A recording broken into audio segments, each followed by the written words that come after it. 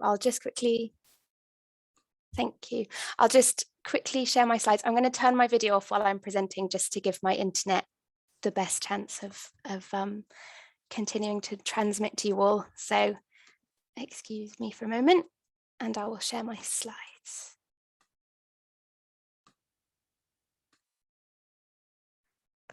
Lovely. Can everyone see that all right? Fantastic. So hi everyone. My name's Bella Dreesen, and my pronouns are she, her. And I'm just going to talk a little bit about some research that I'm currently doing on food hubs. So I joined the Food Research Collaboration, or FRC, in February this year, and I was tasked with creating a way for food hubs to measure their sustainability. This straight away raises some important questions, which I'll talk a little bit about as I go through some of the early findings from my research. So these questions are, what is a food hub? What are their values? How do these values relate to sustainability? What impacts do food hubs actually want to measure? And what are food hubs able to measure in terms of their time and capacity? So to start us off, what is a food hub? Well, this is a term that gets used quite a lot in a few different contexts, but the Food Research Collaboration have been working on food hubs for a few years. And the way that we've come to see them is primarily as commercial enterprises, which aggregate food from suppliers and producers and distribute that food, often through fairly short supply chains. What distinguishes them from other retailers are their values, principles, or the selection criteria they apply to the way they source food and operate their business. So, for example, by sourcing solely organic produce or aiming to reduce packaging. At a time where we're looking for ways to create a food system that promotes both ecological and social justice, food hubs look like a promising option to provide distribution infrastructure appropriate both to the scale and the values of more sustainable farming systems. Farmers too seem to share our enthusiasm for food hubs. So we've done some analysis on a survey Sustain recently carried out on farmers' experiences of food system infrastructure. Some of our headline findings were that over half of farmers surveyed want to sell to a food hub, and that 6 in 10 farmers currently selling to a supermarket want to sell to a food hub. Farmers that are interested in selling through a food hub feel that this could help them improve animal welfare, improve business resilience or farm diversification, or to have a better income. And indeed, 77% of farmers that are already selling through a food hub feel that they get a better price than if they used a different route to market. So hubs are clearly very popular with farmers, especially in economic terms. But if hubs, as we say, are often values driven, what are these values that underpin their operations? And how do these relate to sustainability? Well, these questions require a little bit more investigation, so I spoke to some food hubs directly. You can see in the responses on the screen here that there's quite a variety in the principles that hubs actually run on. So some of the hubs talked about local economies, small farmers, cooperative principles, climate change, life and biodiversity, as well as rural livelihoods. And how about sustainability? Well, this is clearly something that hubs think about a lot and try to integrate into their work, some putting environmental sustainability front and center. Several felt that sustainability doesn't go far enough, with some finding agroecology a far more useful and comprehensive idea. And many hubs feel that sustainability is a huge term that encompasses all kinds of concerns, which can be very complex for food hubs to navigate. Sustainability is often talked about in terms of the 3 pillars. So that's environmental, economic, and social sustainability. So when we drill down into what that means in the food system, that puts pressure on food hubs to balance, say, soil carbon content with tackling food poverty whilst running a viable business. These are difficult tasks on their own and nearly impossible in unison. Several hubs mentioned the small amount of leverage their often small businesses can have, how wider systems change might be able to bring harmony to these different goals, but that as it stands, they operate within a number of societal and systemic constraints that they can struggle to overcome. So given all of this, what's the value in measuring sustainability?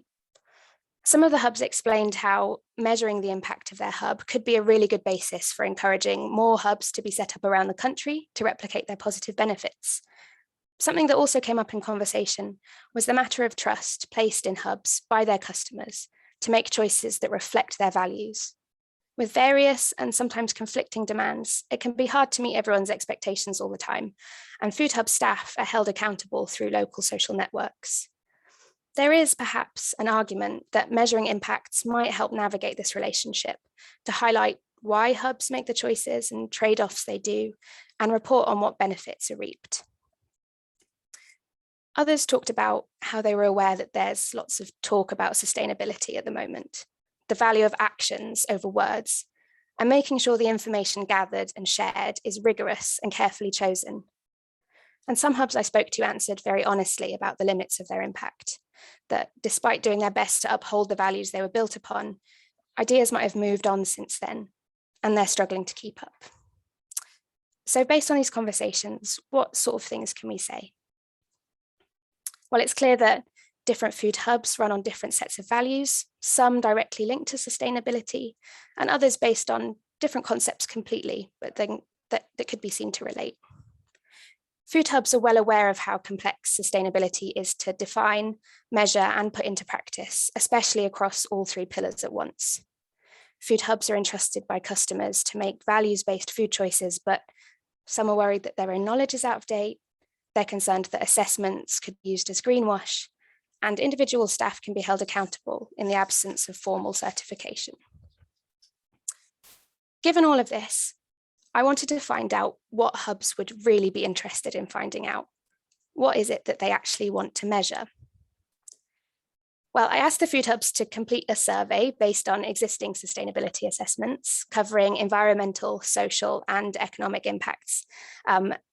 This survey turned out to be a little bit more of a faff than I realised, so my apologies to everyone involved and thank you for doing it.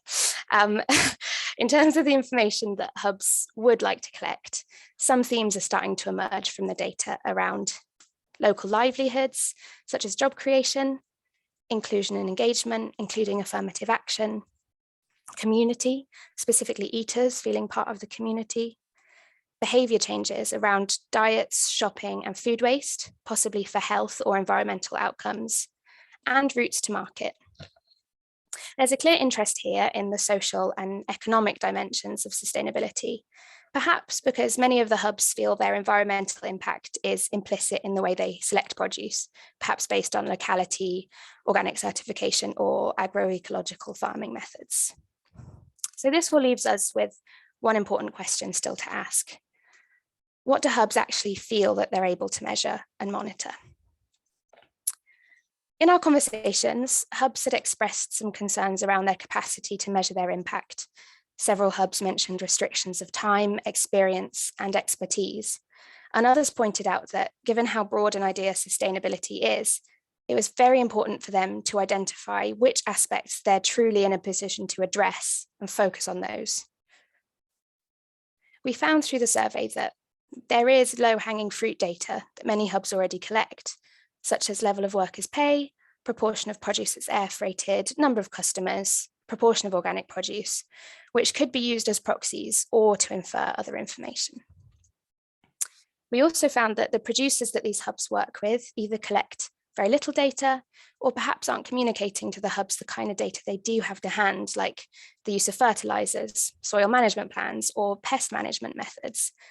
This might simply be because these sort of things aren't seen as data, or that hubs don't find it all relevant, or indeed that the hubs trust producers' methods or the producer's certification and don't feel the need to collect further data on that.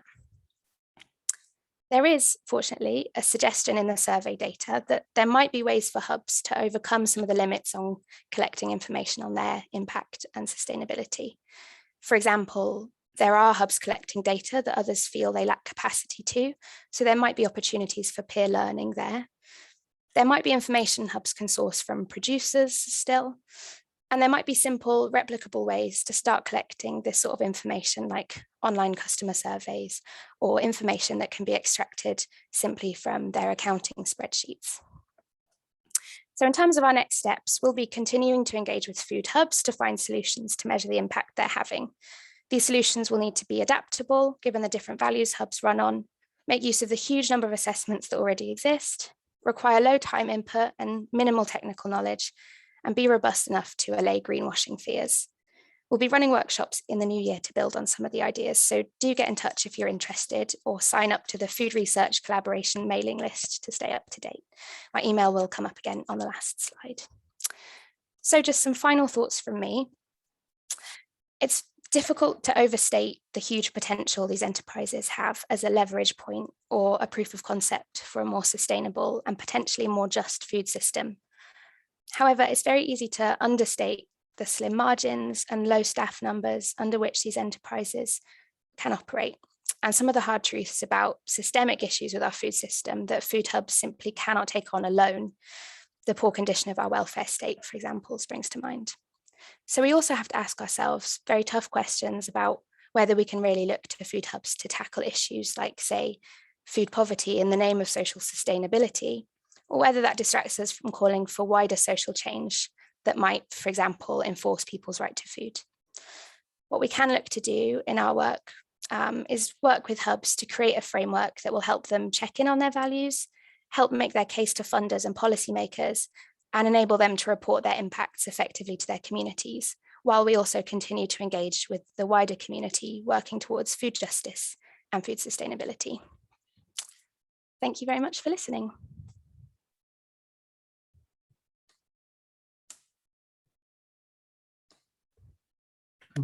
Thank you very much, Bella. That was a really interesting talk. I think as someone who has sort of participated in Bella's sort of questionnaire, etc., it's just really brilliant to sort of see, you know, your presentation about exactly what that, you know, what that participation in the questionnaire is sort of leading to, and the work that you're doing. So thank you ever so much. I think my presentation's going to be the next one. I feel I ought to explain to people this session was going to be chaired by my colleague Alice, who unfortunately, you know, we've been hit by some quite severe staff shortages of late, and she very regrettably had to sort of like put out to the last minute. So if this session seems to be sort of like, you know, I'm poorly prepared to actually do the sort of chairing role, and so I do sort of apologise to everybody on behalf. But anyway, we'll plod on, and as I say, it will be my my presentation next, and I'm just going to share my screen.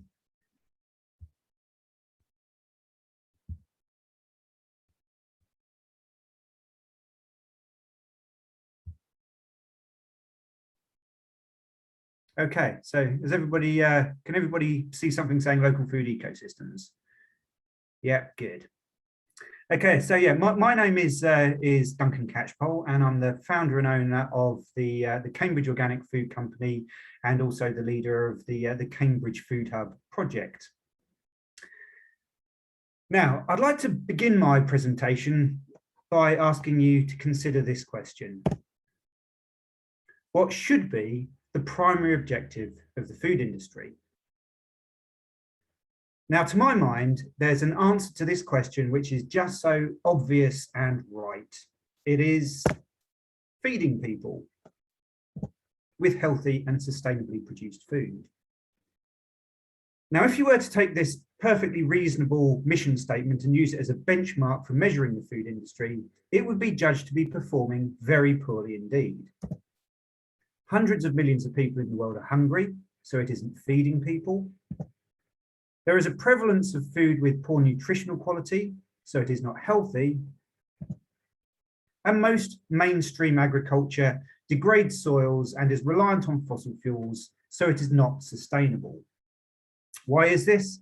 Well, it's because feeding people with healthy and sustainably produced food isn't the primary objective of the food industry at all. And I think we all know what the primary objective of the food industry really is. As a result of all this, we today face an abundance of issues with the food industry. Now, the thing is, dealing with each of these issues independently is both inefficient and ineffective. because you're only treating the symptom and not the cause of those problems. These issues do not exist in isolation from one another. They're all symptomatic of a food system which simply isn't functioning as it should. So the best way to address these issues is to rethink the whole system, but this time to think of it as a whole system. And this was the kind of thinking that we sort of started out with our own food hub project. So some 8 years ago, my colleagues and I were tasked with creating a food hub for Cambridge. And at that time, nobody sort of really knew what a food hub was. One of the things that we wanted to do, we had the Sustainable Food Places key issues as our guiding objectives. And we were really keen to do something that would have a big impact. Now, the term food hub implies being at the heart or center of something. So at some point, the question had to be asked, what is it the hub of? And this is when we started to become aware of the bigger picture. You see, the thing is, one organic farm converting to organic is great, but it isn't groundbreaking. One independent shop selling locally grown food is fantastic, but it doesn't have a big impact. A restaurant switching its menu to locally and seasonally produced food is inspirational, but it isn't going to save the planet. However, an entire community of local food enterprises, all working in unity with one another as part of a sustainable food system, now that really could make a difference. And this is the founding concept of the local food ecosystem. So the members of the local food ecosystem are local food enterprises of all different sort of types. So but food producers, both large scale and small, food processing businesses, independent shops, restaurants and catering companies, and organizations that make good quality, healthy food more accessible to low income segments of the community. And the supply chain between these local food practitioners is coordinated according to what I might describe as principles of harmony. So these are principles such as wholeness, balance, interconnectivity, and of course, circularity. So by considering the food system as a whole and balancing the needs of different types of food users, the local food ecosystem is able to deliver a triple bottom line of environmental, social, and economic benefits. And I'd like to tell you about just a few of these benefits. And the one that I'd like to begin with is sort of a story of something that we're already doing at the Cambridge Food Hub. It tells you how the principle of circularity is being put into practice in the supply chain. And it also is perhaps a good way of trying to explain the wider local food ecosystem concept. And this scheme is something that we call our green coffee shop scheme. So in the green coffee shop scheme, we're delivering products to local coffee shops, most notably an organic barista style oat milk. While we're at the coffee shops making that delivery, we then collect their used coffee grounds. These coffee grounds are then taken to a local recycling centre where they get turned into coffee logs, which is a solid fuel for burning. Finally, the van is loaded up with coffee logs and they're brought back to the food hub where they become one of the products that we distribute. Now, by triangulating that delivery route, we are being uber efficient with our use of vehicles, and we have eliminated inefficient empty van miles. But the significance of this scheme goes much further than that. You see, the thing is, those coffee grounds are valueless. The recycling centre doesn't pay anything for them. It simply offers a place where they can be dumped for free. So it wouldn't be economically viable to simply go around the coffee shops collecting the coffee grounds and taking them to the recycling centre. However, by implementing this particular technique in supply chain coordination, we're able to ensure that those coffee grounds efficiently make their way to a destination where they are valued. And this same concept can be applied to things like the redistribution of donated surplus food and reusable packaging schemes, both of which we are actually doing. Now, at the start of lockdown, we were having tremendous success with the Green Coffee Shop scheme, and we were collecting around a ton of coffee grounds every week. And this was enough for us to start dividing the haul. Half went to the recycling centre to get turned into coffee logs, and the other half were taken to a local organic farm, where they were both used for compost and as a medium for growing oyster mushrooms. And of course, our van would return from that journey filled with organic veg. So now that our scheme has extended beyond oat milk, coffee grounds and coffee logs to include compostable material and organic veg, you can hopefully begin to glimpse the enormous potential of the local food ecosystem concept, as that nexus of local food enterprises grows, and you consider all of the various different products and resources that can be efficiently exchanged between them.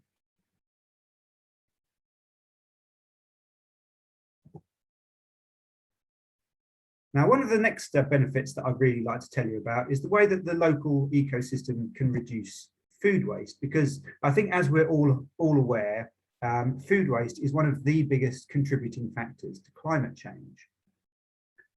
Just going to take a little drink. Now, in an optimally functioning local food ecosystem, it ought to be possible to completely eliminate systemic wastage of food. What do I mean by systemic food waste? Well, this is food waste that occurs as an inherent characteristic of linear supply chains. Let me give you an example of what I mean. So a few years ago, we went and spoke to one of the largest vegetable producers in the UK, and they told us about a field of 100,000 heads of lettuce that went to waste. Now, there was nothing wrong with these lettuces whatsoever. There's nothing wrong with them whatsoever. In fact, the only reason that these lettuces went to waste is because the supermarket they were intended for had overestimated their requirements. Without a home to send them to, the farm had no option but to plough them back into the field. And apparently this is not an uncommon occurrence.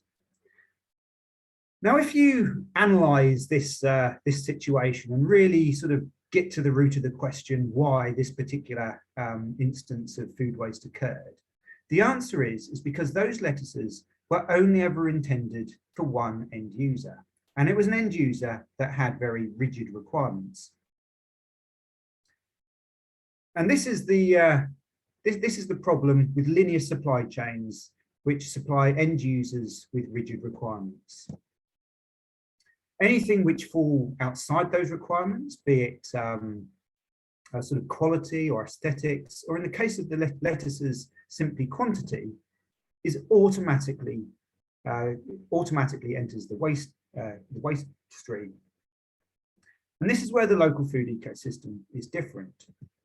The local food ecosystem addresses a range of different types of food users with differing requirements, some who have rigid requirements, and some who can be more flexible with regards to the types of food that they use. And this way, everything that enters into the system can find a destination where it is valued and nothing goes to waste.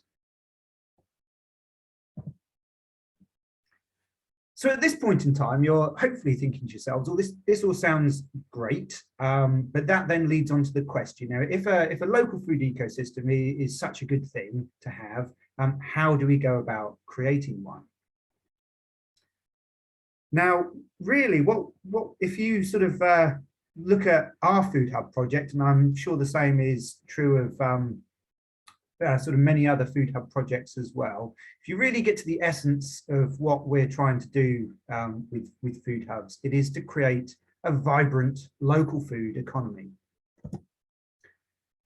Now, a vibrant local food economy is characterized by an abundance of small-scale food enterprises. It's small-scale farms and market gardeners who are growing produce directly for the local market. It's artisanal food processing companies who lovingly add value to locally grown ingredients. And it's independent shops and restaurants who are selling locally grown food. But the thing is, running a viable small-scale food enterprise is really difficult faced with overwhelming competition from the global food industry. So what needs to happen really is for trading conditions to improve so that it is indeed possible for somebody to start a small-scale food enterprise in the expectation that they will be able to make a reasonable living for themselves in doing so. Sorry, the phone's ringing now. I'm going to go and close the door.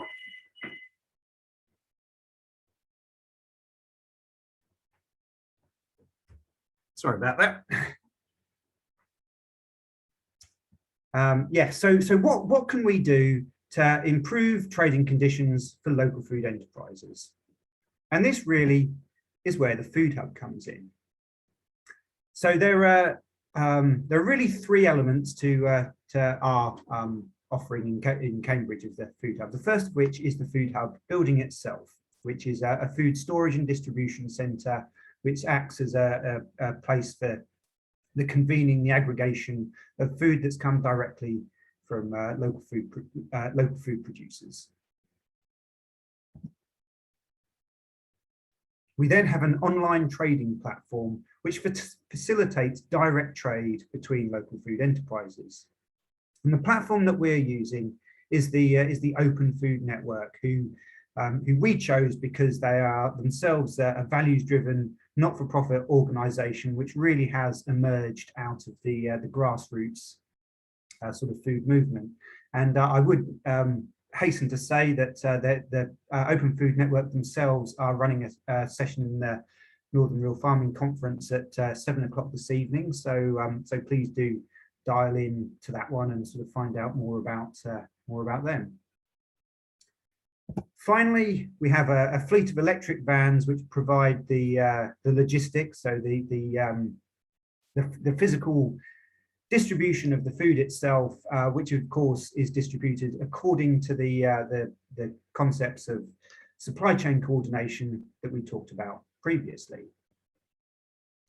And what is the impact of providing these services? Well, hopefully it is, as we said before, it's to help small-scale food enterprises to both start up and to flourish. Let me give you a real-life example of what this sort of service means to an actual real-life small-scale enterprise. So this is a lovely lady called Heather Sterman, and she runs a business called Fen End Country Kitchen, where she makes a range of superb sort of jams and preserves at her home in a village called Over, which is around about 7 miles from the centre of Cambridge. Now, this is an example of a problem that Heather faces. If a shop in the centre of Cambridge wanted to stock Fen End Country Kitchen jams, then Heather would have to take responsibility for getting her jams to that shop. Now, the kinds of shops that are likely to sell Fen End Country Kitchen jams are unlikely to carry more than, say 3 or 4 of her jams from her range in stock at any given time, and probably only carry around about 12 jars in stock at any given time. And of course, these each sort of variety within the range, they sell at different rates. So it's likely that an occasion will occur where Heather has to deliver. She has got to travel from her home in Over into the centre of Cambridge to deliver perhaps as few as 12 jars of jam. Now, the average family car has average running costs of around about 40 pence per mile. And if Heather were to factor in a real living wage rate of pay for herself, then she's going to incur costs of around about £15 to do that journey. And that's to deliver 12 jars of jam. So it really doesn't make economic sense. Now, what might it mean to someone like Heather if she were able to get those jars of jam to that shop, receive the same amount of money for her products, but without incurring any of the cost of doing so whatsoever? It might just be the difference between viability of her business and otherwise. And this is exactly what the Food Hub is able to do. Now, unfortunately, I haven't really got sort of time in this session to fully explain exactly how we do that. So, our Food Hub, or the local food ecosystem, deals with complex social and environmental problems with its own suitable degree of complexity. In this session today, I've only really managed to sort of scratch the surface, but hopefully I have at least piqued your interest. And if you do want to find out more about the concept, I have actually written a book which has recently been released. It's called Local Food Ecosystems: How Food Hubs Can Help Create a More Sustainable Food System. And this book is available from our own website, which is localfoodecosystem.co.uk or localfoodecosystem.org. And we're actually selling it on a pay-as-you-feel basis. And there's even an audio version which is available for free download. So if you're interested, please do look it up. So thank you ever so much for listening to my talk. I'm going to stop the screen share there. And now I'm going to put my sort of facilitator's hat back on and introduce our next speaker. Natasha, I believe, were you next on the roster? I think it's Gareth, actually. Is it Gareth? Is it? Has Gareth now joined us? So Gareth is from Regather in Sheffield. So this is a real life example of sort of a community food enterprise which is operating in the north of England, and Gareth quite often sort of participates in all sorts of sort of conferences and gatherings, and I for one am really interested to hear what he's got to say about Regather in Sheffield. Gareth, over to you. Thanks, Duncan. Just starting to share the screen. Great. So yes, hi, good afternoon, everybody. Hopefully the audio is good. I'm in Barnsley Rugby Football Club due to a logistical issue. Let's just say I was hoping to have been at home. I'd be sat in my chair showing you a bottle of apple juice. And an apple at this point, so you'll just have to imagine that's what I've got. And yeah, I thought rather than kind of go in heavy with the kind of Regather is a food hub conceptual talk, I felt that's been more than adequately explored just now with Duncan. So I thought I would illustrate I suppose, the kind of food product that a functioning food hub operating in the way that we do at Regather can produce, and that is our community apple juice. So the short talk I'm going to give is just going to cover a range of like a food systems cycle, sort of stages of that food system cycle, starting and finishing with land. And it's just to illustrate the way in which Regather as a cooperative, as a values-driven food business, and I think in the context of today's session, a food hub, in that we coordinate and enable collaborations of hyperlocal food chains into novel configurations of local food systems. And I think how Duncan explained that illustrates that kind of phenomena very well. So that gives me time to talk about apples. So what values underpin all of this? Well, it's about connecting different parts of a local food system in collaborative and cooperative ways. And for eGather, it's primarily an economic proposition based on community wealth building. And obviously from a sustainability and addressing the climate emergency perspective, this has to be climate and nature friendly. So these are the underpinning values of this sort of food hub in action case study.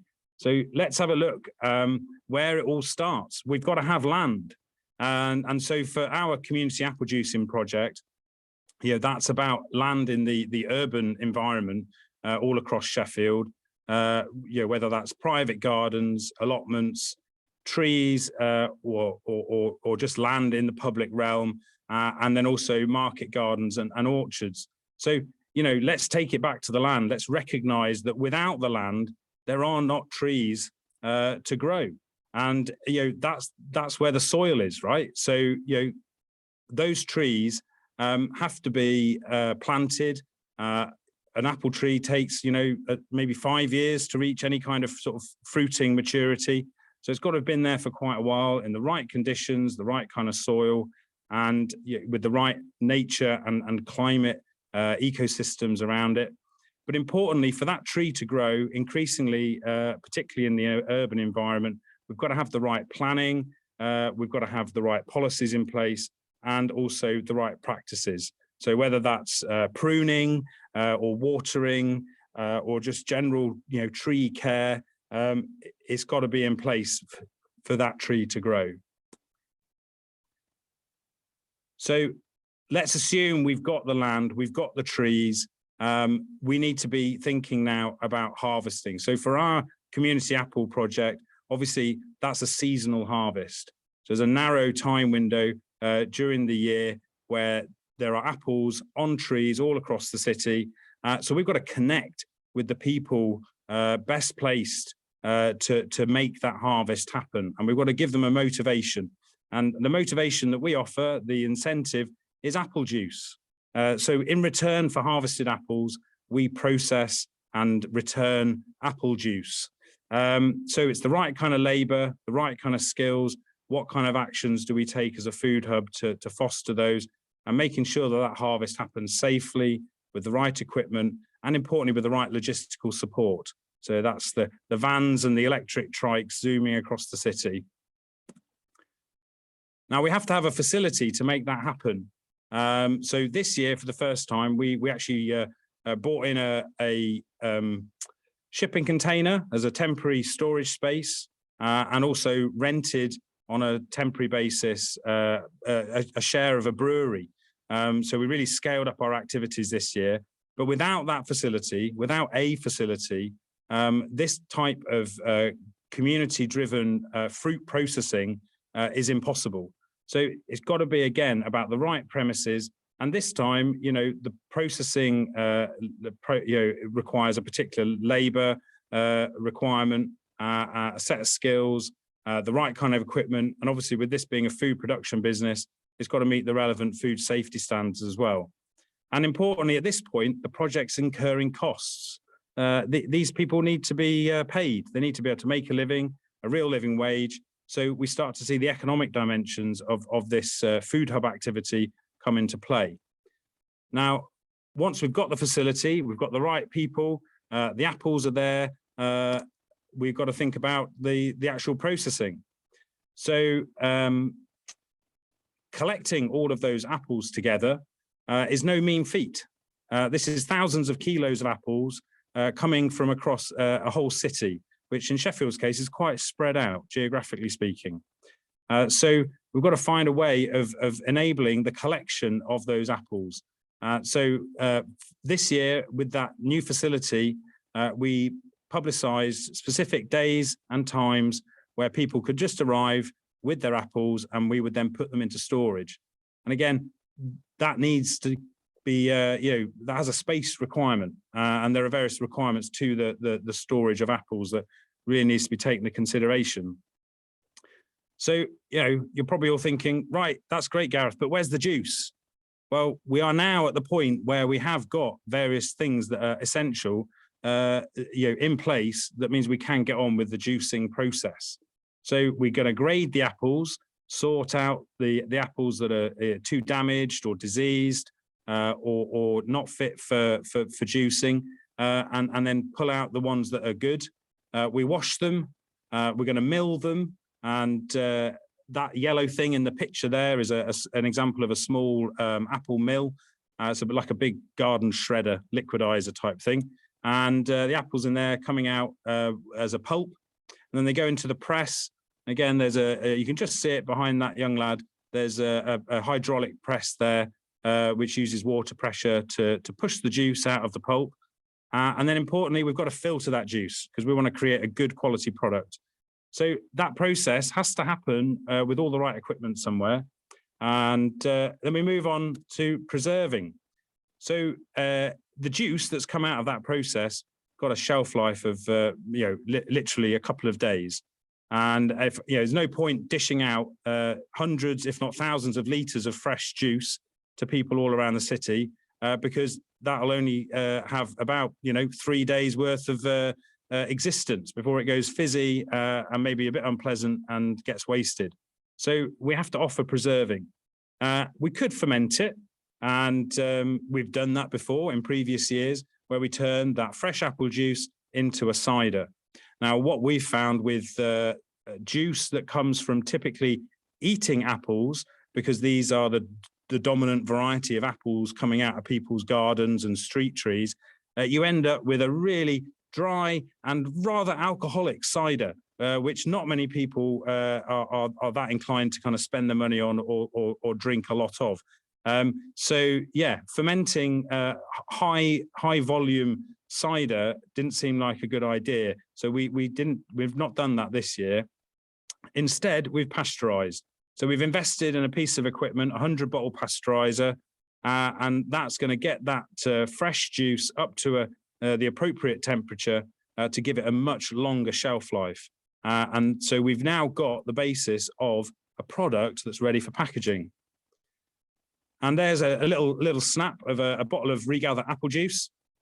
So as you can see, it's in an appropriate bottle, a glass bottle, 750 ml, green glass, not only widely recyclable, but also just stops a little bit of light getting into the product, so that's good as well. We've got a label, both for marketing purposes, but also to meet the various trading standard requirements.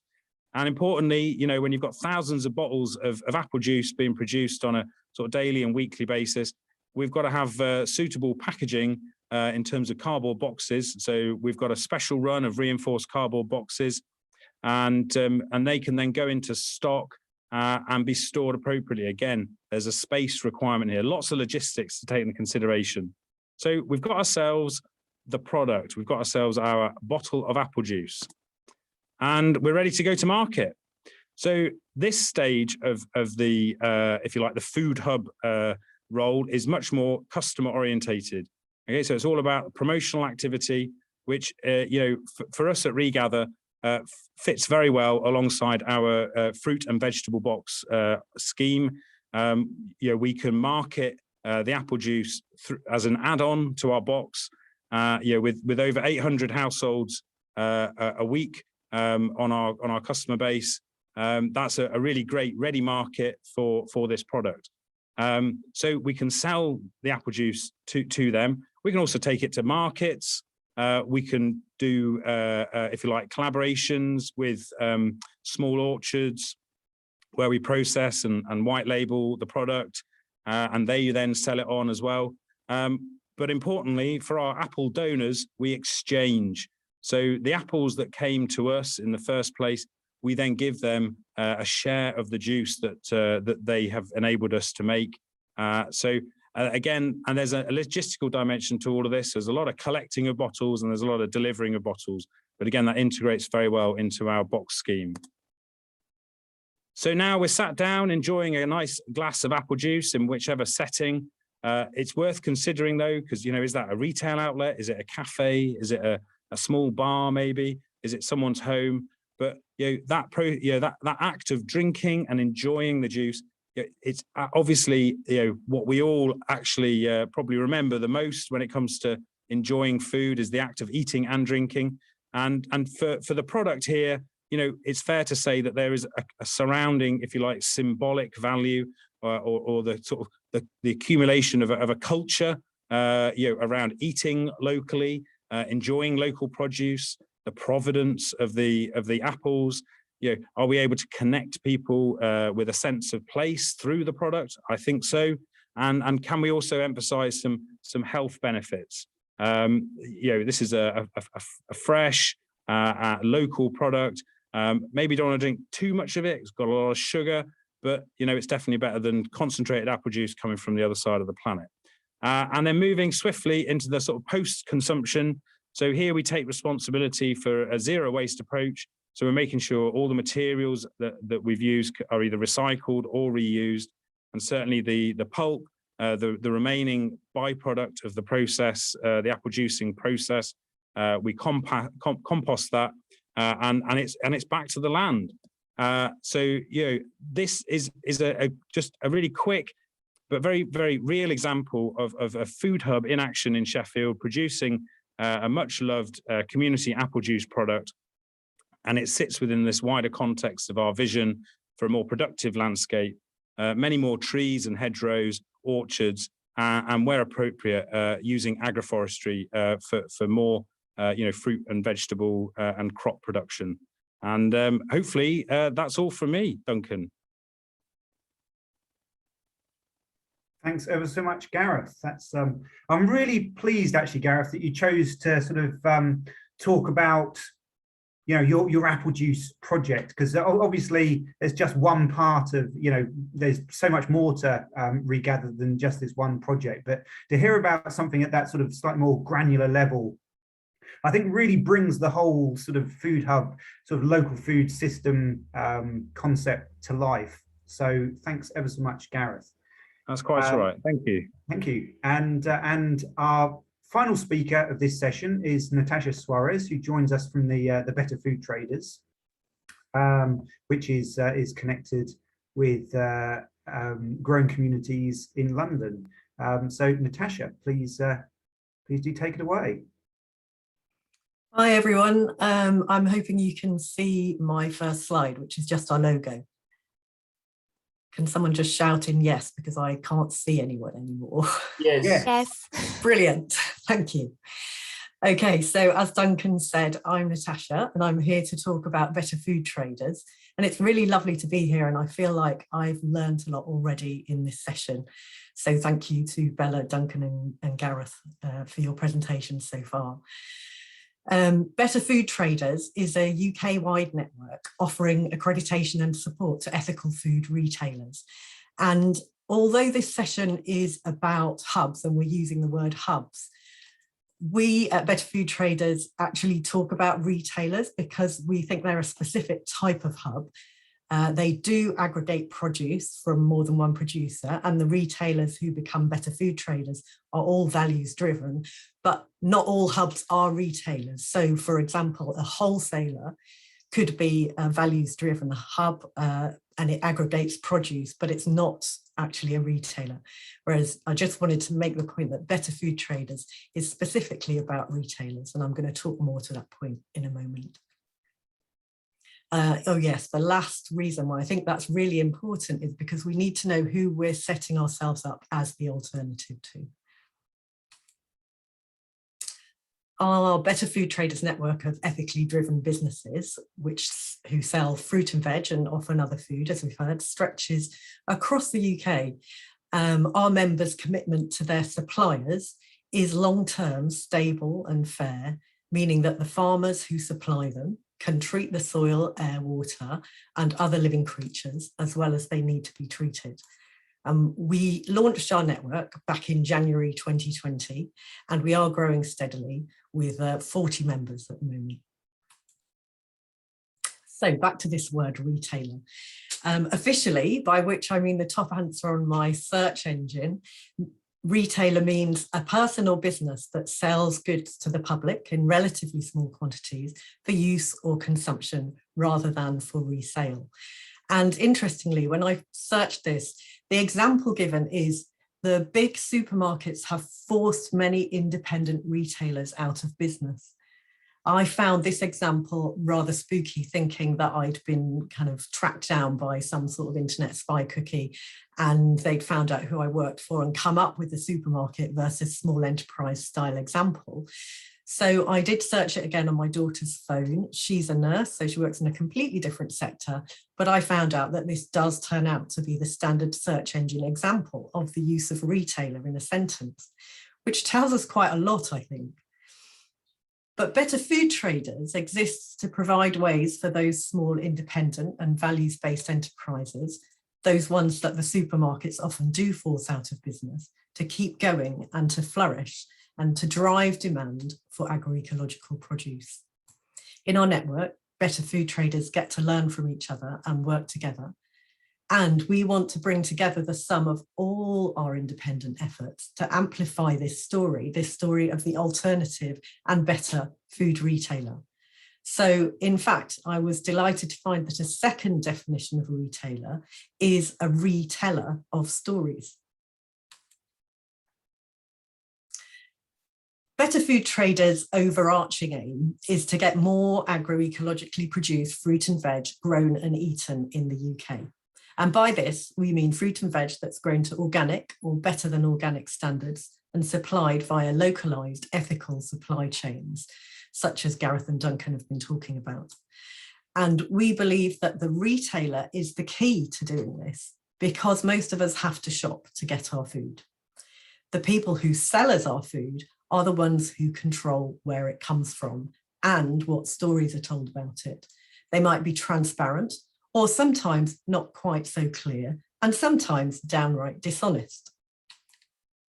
Supermarkets, for example, use an idea of a particular type of countryside farm to cover up the rather more industrial and globalized realities of the farms that they own or are supplied by. The non-existent farm brand is a staple of supermarket shelves. Tesco, Britain's biggest supermarket, uses 8 farm brands, including Redmere Farms and Nightingale Farms as pictured here. The National Farmers Union has repeatedly criticised Tesco's fictitious farms, but the supermarket has been able to legally keep that fiction going whilst supplying produce from a multitude of sources in different countries across the globe under the same farm brand name. And it's not just Tesco. Asda has its farm stores label and Lidl has Birchwood Farm in English stores, whilst just over the border in Scotland, the same products appear labelled as being from Strathvale Farm for obvious reasons. Supermarkets control around 95% of the UK grocery market share. And this is one of the places they get their fruit and veg so that they can keep that story of year-round summer going on their fresh produce shelves. This slide shows the sea of plastic that stretches over 31,000 hectares of Almeria in southern Spain. You've probably seen it before. Migrant workers there are paid below living wages and live in substandard conditions to supply us with our tomatoes and cucumbers. Supermarkets in the UK use their huge buyer power to exert continual pressure on their suppliers to cut costs and to push more of the risks of production right back down the supply chain to the farmers and growers, at the same time as dictating what we know are exacting and horribly wasteful requirements. Duncan gave a great example of that in his presentation. So here's a different story. When I'm not working for Better Food Traders, I'm a top fruit farmer on a small orchard of 17 acres in Kent. That's me in the rather grubby pink top. We're certified organic and we sell our apples, pears and plums through growing communities and local greens, 2 veg box schemes based in North and South London who are members of Better Food Traders. Selling my fruit through this route to market brings me over 50% of the customer pound. And moreover, I know that these retailers, the Better Food Traders, are recruiting customers who understand the benefits of nature-friendly farming and prioritise this over and above the cosmetic appearance of their fruit. They're not going to be horrified by a bit of scab on their pears, and the varying sizes of the apples will, we hope, be seen as a bonus. So at Better Food Traders, we believe that transparency is key to changing the food and farming system in the UK. We need retailers who are telling an honest story. We need more ways in which citizens can really understand how their food is produced, so that choices can be made clearly without the greenwashing and obfuscation of the supermarkets. Membership of Better Food Traders is a great way to tell that story, and is a big part of what our members gain is a shared approach to marketing. We want community-led food enterprises, hubs, veg schemes, shops and other retailers to join the Better Food Traders. Our membership application is short, takes about 20 minutes, and it's on our website. To become a member of Better Food Traders, we ask you to have or to commit to a mission that includes prioritising a farmer-focused and organic food supply, a written buying or supplier policy that supports your mission, and that you engage with your local community to help promote a localised and seasonal approach to food to tell the story, the true story of the food you're selling. And at the point of membership, we assess just your approach to supplying fruit and veg rather than any other foods that you sell, because our focus is really on expanding agroecological horticulture.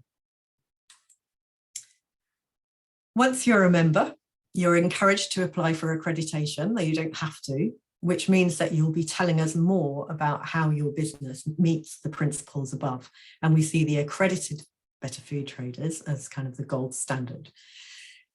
You can find out more about our principles and how they work in action in a series of blogs on the Better Food Traders website too. And lastly, this is a film that we made this year starring some Better Food Trader member businesses. You might spot Duncan in there. And I'm just going to play it to you to finish off this session. We're a network of fruit and veg traders who put our farmers, communities and the planet first. Fair pay, less pollution, healthy food for everyone. We work with the seasons, not fighting them, providing nutritious, tasty food at the time when it's at its best. We're offering a genuine alternative to the current destructive food system, not on our patch. Find your local Better Food Trader at betterfoodtraders.org and make a tangible and delicious difference.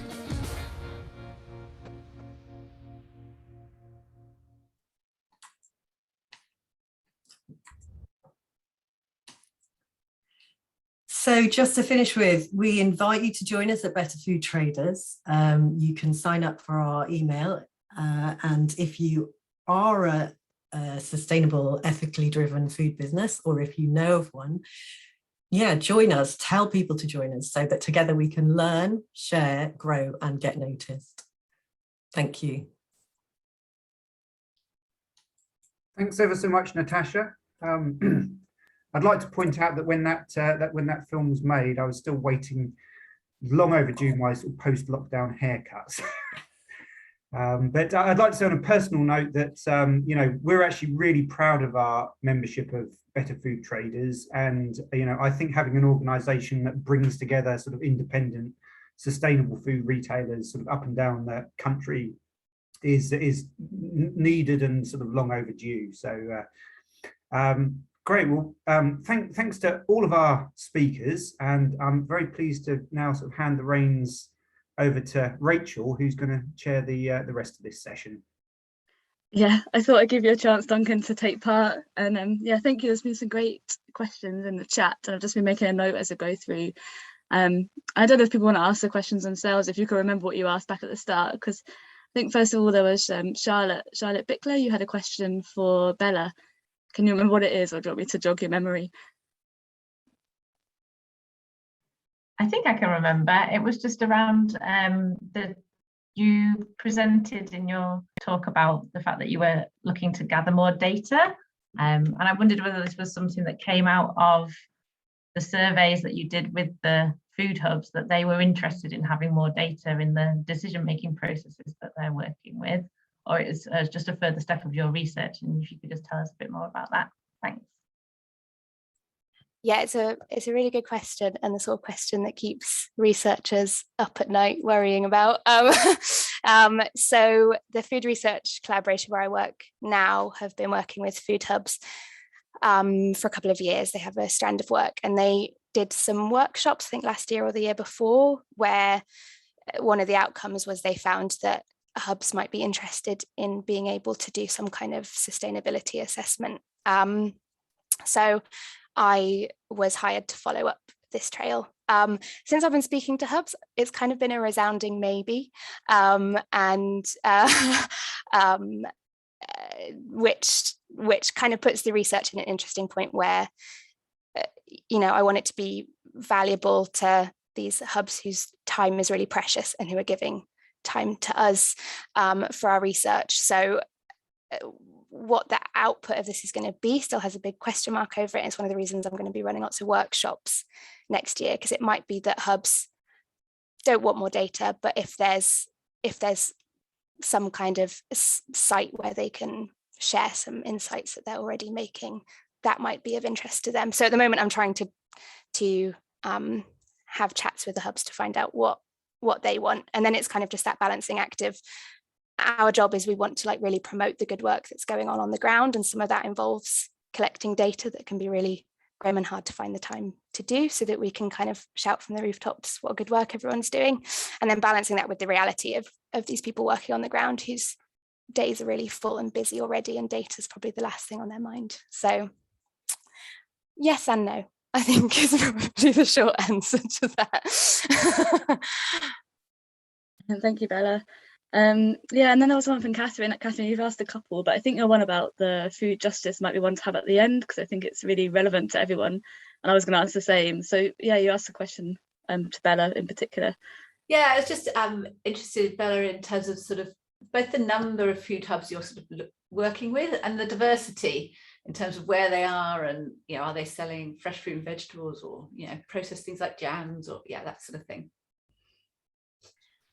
So we've got a fair mix in terms of the core group of hubs that I've been working closely with. There's 8, and they're spread across the country. So Wales, Scotland, and England. I didn't manage to recruit anyone from Northern Ireland or Ireland, but then fairly well spread across England, Scotland, and Wales. The common thread seems to be fruit and veg, and then more on top of that. That's just kind of happened that way in my kind of longer list of food hubs. It includes sort of ethical fishmongers and butchers as much as that. But so I'm reaching out to them as part of the wider work and the workshops next year. But on the whole, whilst fruit and veg seems to be kind of an important core of lots of people I'm working with, most of the hubs seem to have diversified beyond that to have things like bread, maybe meat, dairy products, and some preserves. So yeah, quite a spread across the country and quite a mix of what they're selling. Great, thank you. There's a couple of questions here that are quite similar, but to different people, around kind of the costs and the additional value that's added by the hubs kind of passing on, like kind of intermediary stage, the cost it adds. And so Anne asked Duncan, like, if someone's making jam selling to a local shop, will they get the same price selling through the food hub? But surely what's the cut that the food hub takes to cover its costs? And then Natasha asked Gareth, do the sales of the juice cover all the costs incurred in producing it? So Duncan, do you want to respond first about the jam example? Yeah, so I especially sort of tried to sort of mention at the end of talking about Heather and her jams that given the length of time sort of available to talk about it, I sort of didn't have an opportunity to fully explain this mechanism of how Heather manages to get the same sort of price for her jam, sort of selling to the retailer through the food hub as she would had she taken done the work of delivering that jam to the retailer directly. So the important thing to bear in mind about our food hub is that we do not trade food. We're not buying food and selling it on as a profit. What we are doing is we're facilitating direct trade between local food enterprises. And our revenue model is actually comes through a membership fee, which is paid by the buyers in the system. So this is a set fee, and one of the key economic justification for that membership fee is the access to this food at direct prices. Now, we really have two different types of seller on the system. One of what I'd call the larger scale food producers, so large scale farmers or sort of value added products that are produced in volume. The example that I'll pick on is Minor Figures oat milk, which is the oat milk that we distribute in the green coffee shop scheme. Now, those large scale products, they're able to be bought by our members at distributor rate prices. So in other words, the same price that you could buy an entire pallet of Minor Figures oat milk for, that is the same price that the coffee shops get to buy sort of 1 or 2 cases of it for, delivered to their coffee shop. So if they buy enough of that type of product, whereby the savings come to more than the membership fee, then they're quids in. The other type of seller is what I'd call the artisanal, sort of smaller scale food producer, of which Heather would be an example. And of course, businesses like Fenning Country Kitchen don't produce products in the kind of volume that allows them to have a distributor rate price.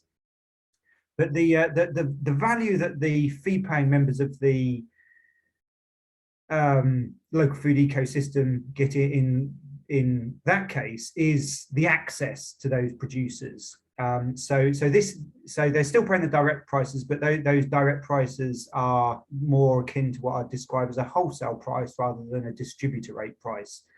So that is the mechanism whereby a small artisanal producer like Heather can sell her jams to a local independent retailer and still get the same amount of money that she would do had she been delivering those products directly. So hopefully that answers your question. Thanks, Duncan. And Gareth, what about you? What about your sales of juice? Do they cover the cost of producing it? And also, did you notice Matt's comment around all cider ferments dry and you can create medium sweet ones? Did you see that? I don't know what your thoughts are. Yeah, reflections on that. I got the cider tips. That was good. Thank you. Yeah. So in terms of costs, the apple juicing is part of the overall, regather operation. And so yeah, as a cooperative, we are accustomed to developing new business activities over a period of time. And so with apple juicing, at this point, having invested a fair amount in new plant, the apple juicing venture, if you like, is still kind of working towards a break-even point. But in terms of the actual, retail price of the juice is £3.50. Obviously the apple donor receives a substantial amount of the apple juice back. So I think personally, yes, the economics is important, but what we have here is an economy that isn't entirely financial. We have both a material product and a process to achieve that product that's very important. And without that process, the apple juice wouldn't exist. It would still be an apple somewhere on the ground or hanging from a tree. There is also a symbolic dimension to all of this. It's a great product that people love consuming, they love drinking, and it's very accessible as a way of connecting and reconnecting people with natural processes, natural cycles, and a very natural product. And to be honest, that's worth more than money can buy. And so, yeah, we see this as a long game. And we know that there is huge quantities of unprocessed apple in the city, and a number of people have come forward this year because we've done what we've done, and we know, next year we'll be needing a larger processing facility and a larger capacity of processing. So yeah. There's a couple of other questions. I'll just pick that up. Do you just mix together all different varieties of apple? At the moment, unless there's a significant quantity of a particular variety, it all goes in the mix. However, we do track cookers and eaters to some extent to try and blend a little bit of sweet with sharp where that's possible.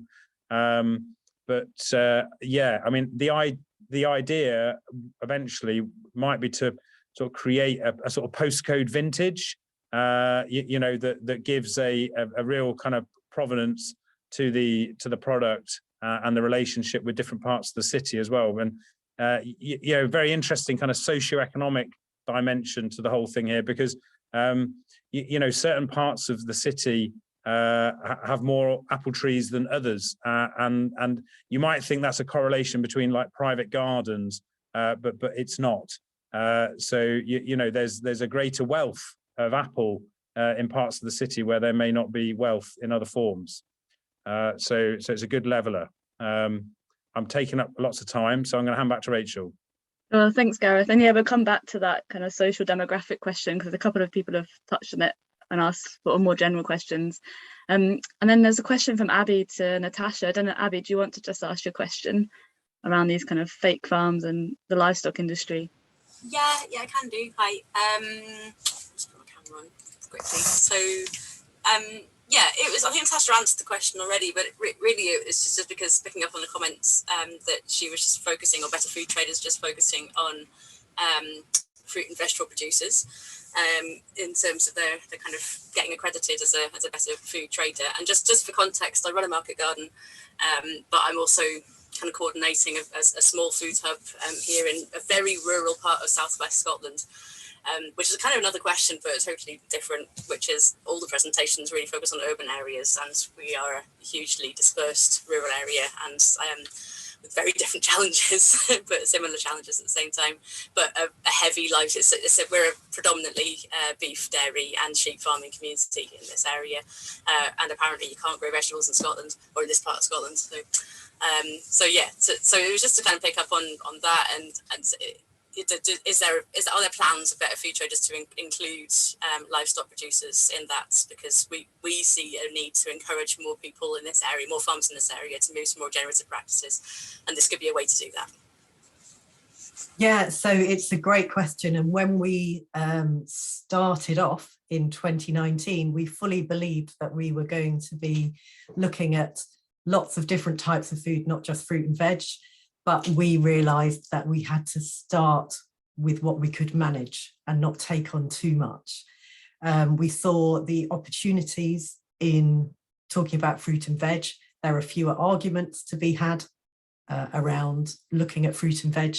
And so retailers who sell organically produced fruit and veg quite often might be selling certainly some dairy products, if not meat. But what we have asked for, really, for accreditation purposes, for membership purposes, we're not even looking at what sorts of other things people are selling, but for accreditation purposes, we're asking that there is thought gone into, and there is some sort of ethical statement around what kind of meat and dairy is being sold. But we ourselves have not developed standards around that, partly because there's a whole wealth of standards development going on, and we just didn't have the capacity to get entangled in that.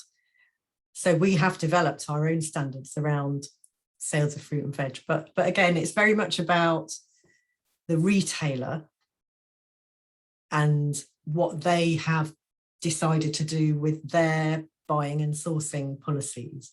We're not looking directly at producers, we're looking at the retailers and the rationales that they're using for selling the products that they're selling. Though we we do require a good proportion of it to be organic, or at least agroecologically grown to organic principles. But it's just about capacity, really. And in the future, we do hope that we will be able to extend out to other products. Thanks, Natasha. I think Gareth was going to add something to this as well. Thanks, Rachel. Yeah, I mean, it's I think, Better Food Traders needs to be, as representative of its members as it needs to be, and certainly as a member, from Regather's point of view, it's a logistical issue. Creating and maintaining a cold chain delivery, which would be required for meat to be part of our retail offer, is a massive investment, and so I think it's about about the sort of stage of development of this type of short food supply chain enterprise. I mean, that's not to say that in time we absolutely need to be supporting more agroecological meat production and dairy production, not just horticulture or the small scale kind of grains that are now coming through. But I think each part of the agricultural system is going to face a phase of transition, and I think a lot of it's going to have to be kind of quite market driven, and I think that's why we've got the kind of current sort of dominance of urban food hubs and sort of food hub based enterprises and predominantly horticultural products. Because that's basically the easiest bit of the market to kind of move the quickest into and see the most difference within the shortest space of time.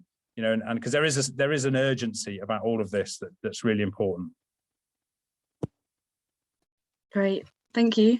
I'm just conscious that we've got 10 more minutes, and we've got a couple of loads of really good questions coming in. I think there's a couple here that are linked, slightly linked. I'm linking them to try and get them both answered. And there's Hannah, you asked one about what's the best way to begin developing a food hub, what are the fundings of streams available, and how do you fund the infrastructure? And then Maddie's also asked kind of how can local policy kind of support this the proliferation of food hubs and acceleration of kind of that type of food ecosystem. I don't know if anyone from the panel wants to lead on answering that one. Duncan, do you want to go? Can I take on the first question? Yeah. So there's two answers that I can think of. One, the Open Food Network is an excellent place to start. As I said, they do have a session that they're hosting at 7 p.m. this evening, and I like to think the Open Food Network is almost sort of like a ready to go sort of solution for setting up certainly on a small business to consumer facing sort of scale. My second answer to that question is come and speak to me.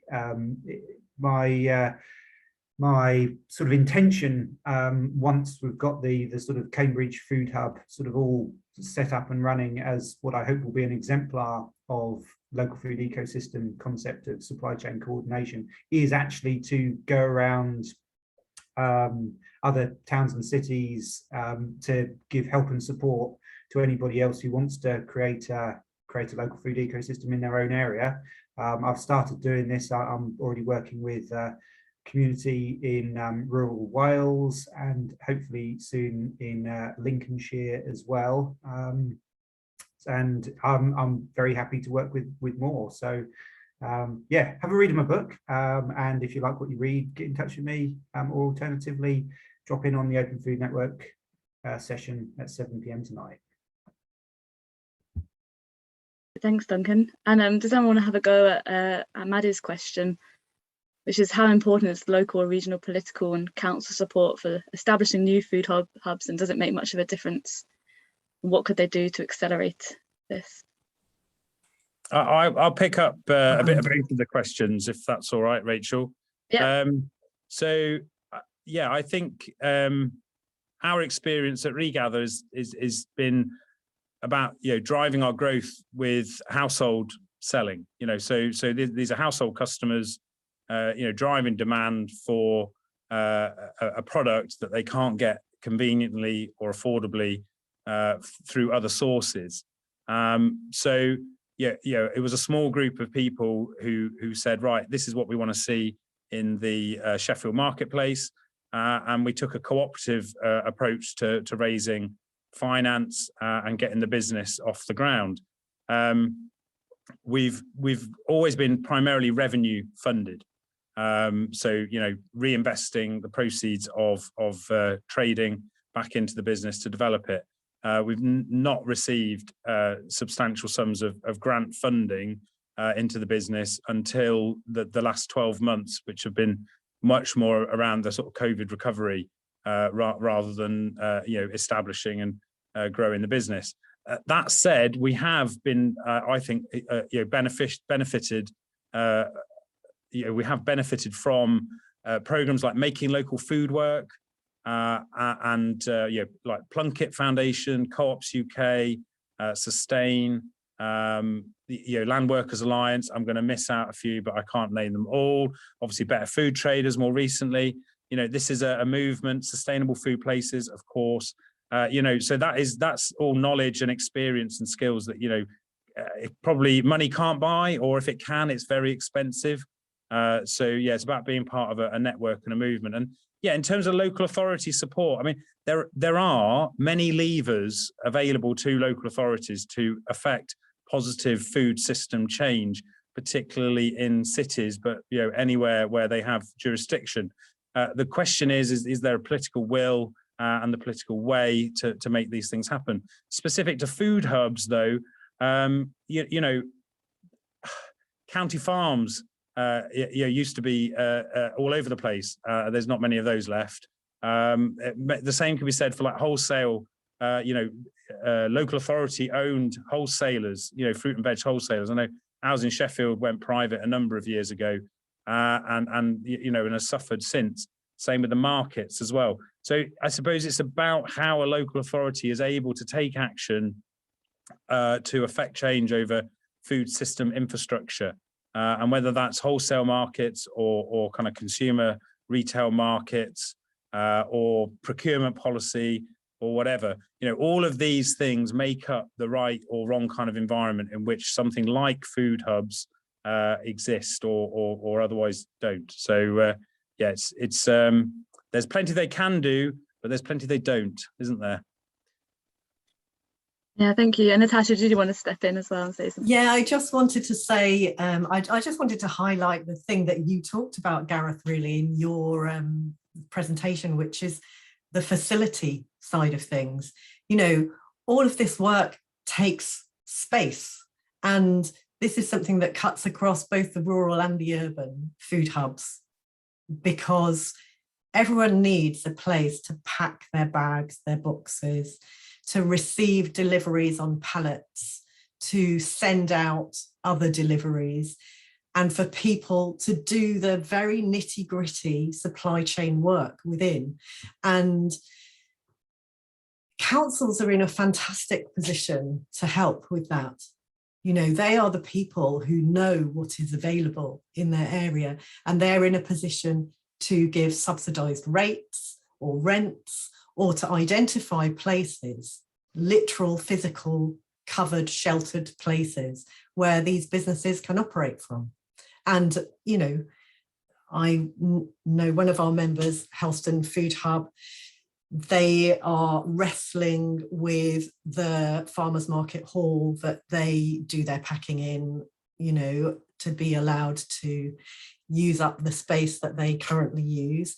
And in London, there's, people outgrow spaces, and then if councils were wanting to help those businesses, then they could direct and subsidise new spaces for specifically directed at values-driven small food businesses, and what good benefits across the local food systems that would have.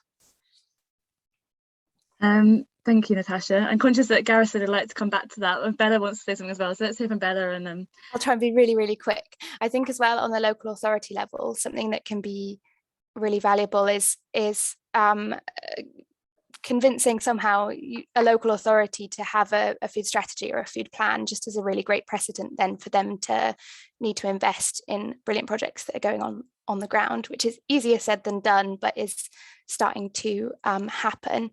And as well as that, at that level, either establishing food partnerships, or if that exists, making sure that the local authority is well connected with that and is engaging with their work.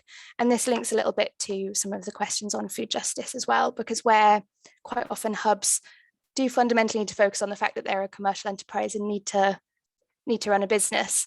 If you have a food partnership, it starts to make those brilliant ecosystem links where food justice can start to become part of the broader work in two ways, partly the kind of emergency response level in terms of donating surplus, sharing infrastructure and capacity, but then on the really important level of political action on making those kind of systemic changes to kind of drive food justice at the level of welfare state and tax justice and that sort of thing.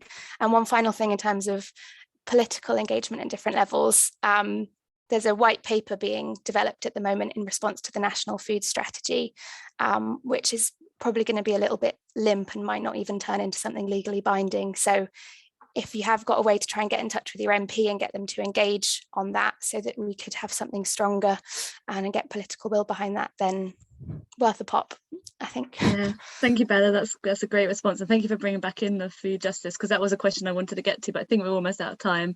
I know Gareth wanted to come back to both Bella and Natasha, and also you also want to respond to Mag's question around kind of social demographics and food justice. Yeah, I just thought I'd share the current sort of situation in Sheffield. So early September of this year, our council carried a motion on the right to food.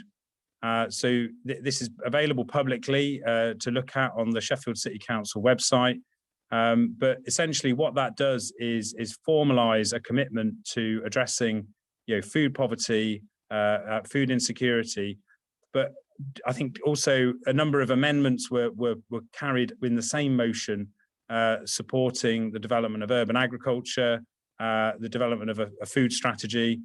And obviously, people may be aware, in Sheffield, as a member of the Sustainable Food Places, the Chef Food Partnership, we've been campaigning on a range of issues for a significant period of time. But we've just really seen this significant sea change of both policy and council kind of political will. So we have we have commitment from Public Health in Sheffield City Council of match funding to go with the bronze to silver grant from Sustainable Food Places. So what Bella's outlining is the kind of like the building blocks of sort of changing the environment in which a local food system can operate.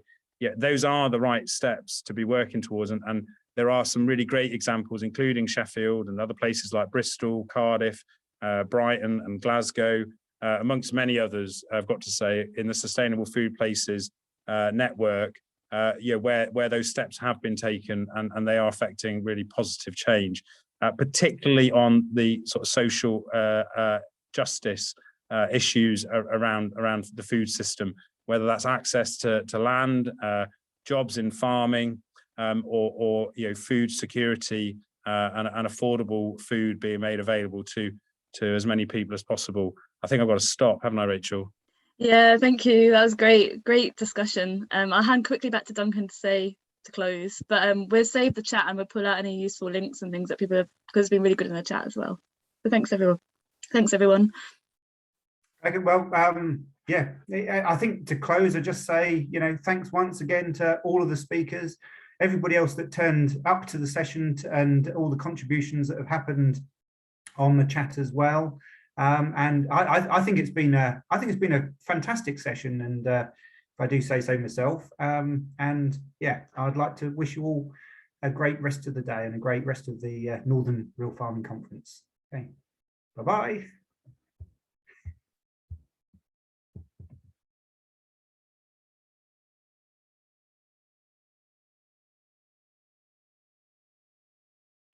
Great. Thank you, everyone. That was great. Really nice discussion. Duncan's gone. Thank you. Thanks, I've Rachel. I've saved the chat because there's lots of links being shared in that. So I've posted it maybe on the conference. I make sure there's no private discussions going on, and I'll post it in the on the conference notice board. Great. Great Thank sharing. you. Well done. Cheers. Bye. Oh, get out of here.